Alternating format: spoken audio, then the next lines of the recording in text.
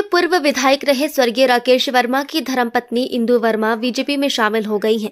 मंगलवार को उन्होंने भाजपा के प्रदेश अध्यक्ष राजीव बिंदल की मौजूदगी में भाजपा ज्वाइन की।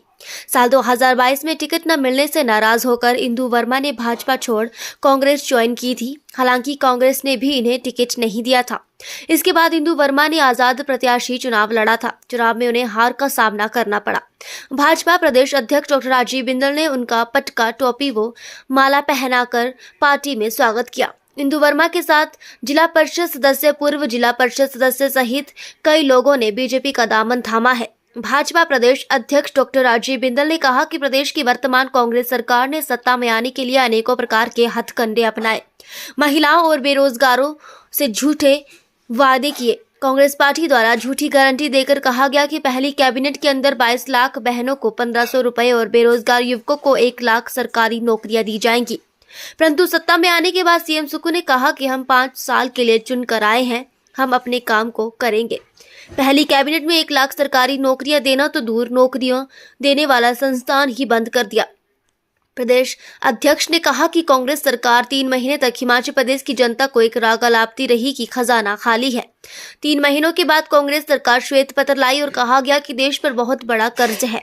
श्वेत पत्र लाकर 75,000 करोड़ रुपए का कर्ज दिखाया गया और 75,000 करोड़ में से 62,000 करोड़ कांग्रेस ने हिमाचल प्रदेश की जनता को दिया है। 15 महीनों में ही कांग्रेस सरकार ने 18,000 करोड़ रुपए का कर्ज ले लिया। उन्होंने कहा कि आपदा के समय भारतीय जनता पार्टी चट्टान की तरह हिमाचल प्रदेश के साथ खड़ी रही, परंतु इस सरकार ने बीजेपी को कोसने का ही काम किया। चलो थोड़ा सा बोलना चाहती थी। चलो भैया कि आज मैं यहाँ पर आई हूँ।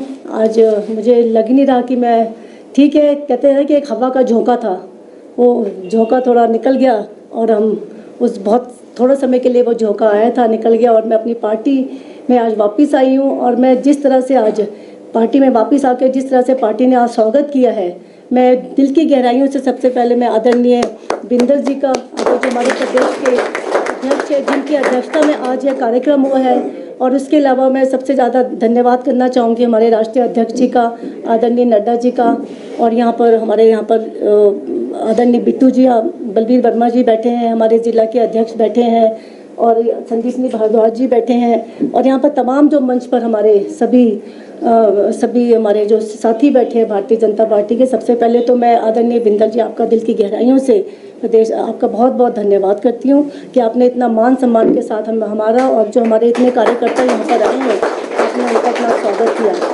और जैसे कि मैं आपको बता रही हूँ कि मैं कोई ठीक है, कई बारी आदमी से समय और परिस्थिति कई बारी ऐसी होती है कि आदमी आप कई निर्णय ऐसे गलत हो जाते हैं और कई निर्णय गलत भी होते हैं। उसको जैसे कि बोला कि सुबह का भूला शाम को आ जाए, तो उसको भूला नहीं कहते हैं। तो मैं तो यही बोलूँगी कि अभी मैं जब ऊपर बैठी थी तो अभी ये रूपा जी हमारे यहाँ पर बैठी हैं, तो मैं रूपा जी से यही बोल रही थी कि 93 में हम लोग यहाँ पर पहले आए थे, और 93 में मेरे पति ने, जो नहीं है स्वर्गीय राकेश वर्मा जी ने, उन्होंने पहला चुनाव लड़ा था यहाँ से, ठोक से पहला चुनाव लड़ा था। और उस टाइम उस समय लड़ा था, उस टाइम ये हमारे जो राष्ट्रीय अध्यक्ष है आदरणीय नड्डा जी, और वो भी उस टाइम साथ थे, और 8 सीटें उस टाइम आई थी उस टाइम। उसके बाद उस समय हमने यहाँ पर भारतीय जनता पार्टी को हमने ज्वाइन किया था, और तब से लेके आज तक 30 साल मुझे हो गए। ठीक है, बीच में थोड़ा सा हुआ, तो वर्मा जी भी जब मैं समझती हूँ कि जब गए तो उनका आखिरी चुनाव भी भारतीय जनता पार्टी से ही था। तो आज मैं फिर वापस आई हूँ, और मुझे इस बात की बहुत खुशी है कि जिस तरह से आज मैं दोबारा यही बात कहूँगी, आदरणीय बिंदल जी, आपके अध्यक्ष जी, मैं आपको पूरा विश्वास दिलाना चाहती हूँ कि आदरणीय हमारे जो देश के यशस्वी प्रधानमंत्री जी हैं, जिनके नेतृत्व में आज ये लोकसभा का चुनाव लड़ा जा रहा है, जिनका पूरी दुनिया में डंका बजता है, मैं आपको पूरा विश्वास दिलाती हूँ कि मैं और मेरे सभी यहाँ कार्यकर्ता, जितने भी यहाँ पर हमारे ठोक के कुमार संघ के लोग हैं, हम पूरे एक साधारण कार्यकर्ता के रूप में हम लोग काम करेंगे और पार्टी की मजबूती के लिए काम करेंगे, बगैर किसी महत्वाकांक्षा के, बगैर किसी उससे हम लोग पार्टी के लिए पूरा काम करेंगे। ये मैं आपको पूरा विश्वास दिलाती हूँ। इंदु जी, क्या आप मानती हैं कांग्रेस को ज्वाइन करना आपकी गलती थी? क्या वो हवा का झोंका फिर से भी आ सकता है? नहीं, देखिए, गलती एक बार ही होती है, बार बार नहीं होती है जी। होगी, जो मैंने बोला जी, जो गलती हो गई है, बात खत्म हो गई। अब जो बात बीता हुआ समय को आप बार बार ही क्यों दोहराना? जो खत्म हो गया वो खत्म हो गया। हमारे आगे आने वाले समय के लिए हमने बात करनी है। आप लोगों का, पत्रकार बंधु यहाँ पर आए, मैं आप लोगों का भी बहुत बहुत स्वागत करती हूँ और मैं धन्यवाद करना चाहती हूँ सबसे। आज हमें इस बात का फख्र है, इस बात का गौरव है कि श्रीमती इंदु वर्मा जी आज भारतीय जनता पार्टी में शामिल हुई हैं।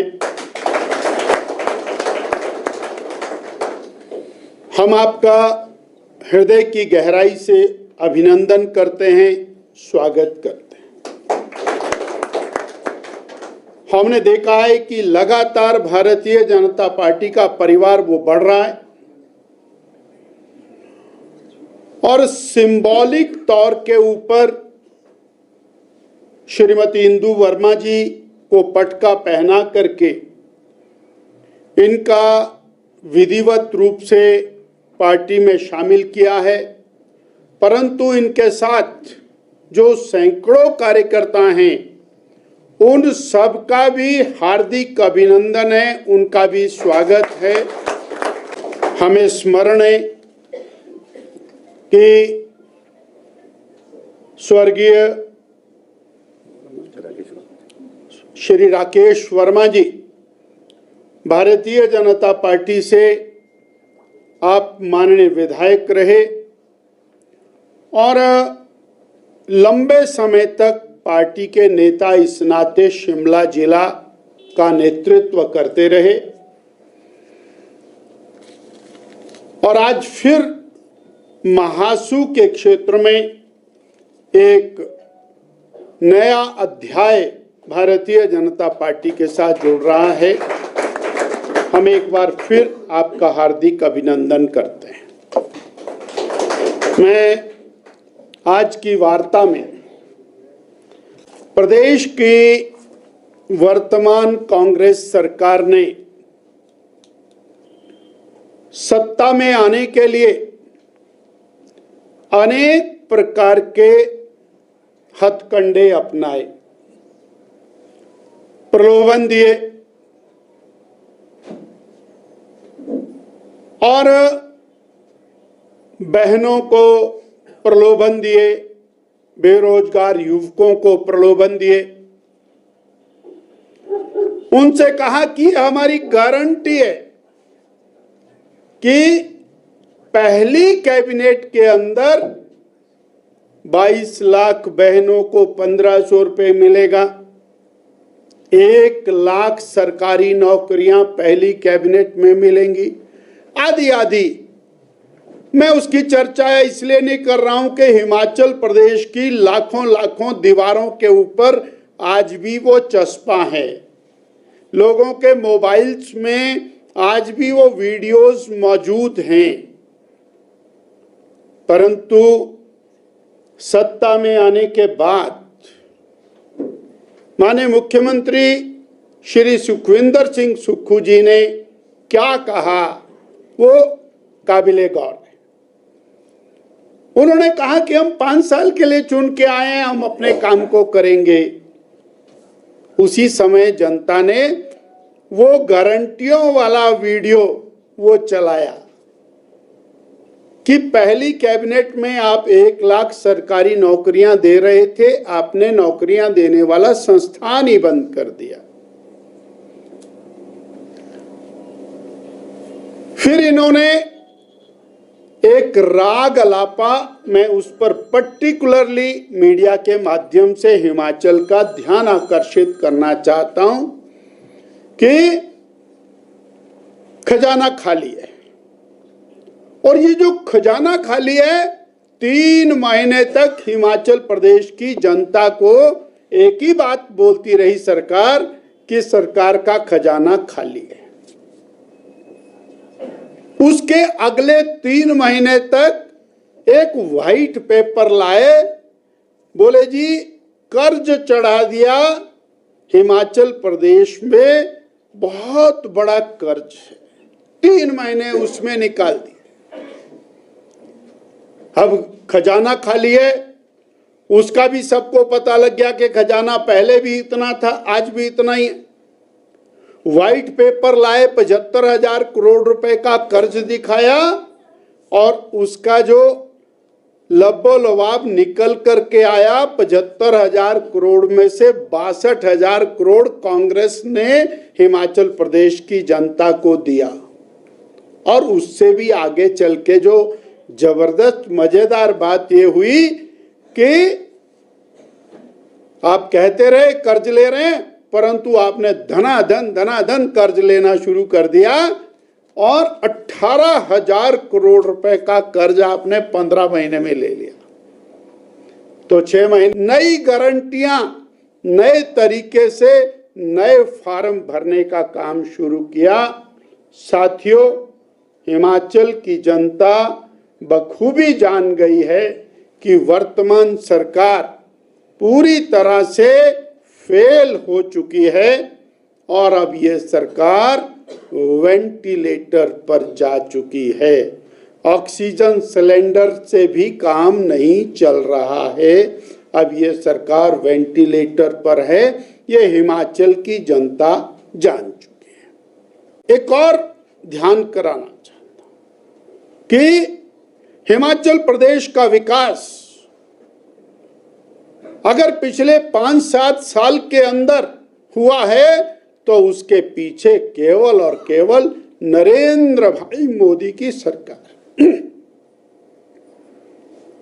अगर जे कांगड़ा से लेकर के शिमला का 4 लेन नेशनल हाईवे बन रहा है तो वो मोदी जी की देन है।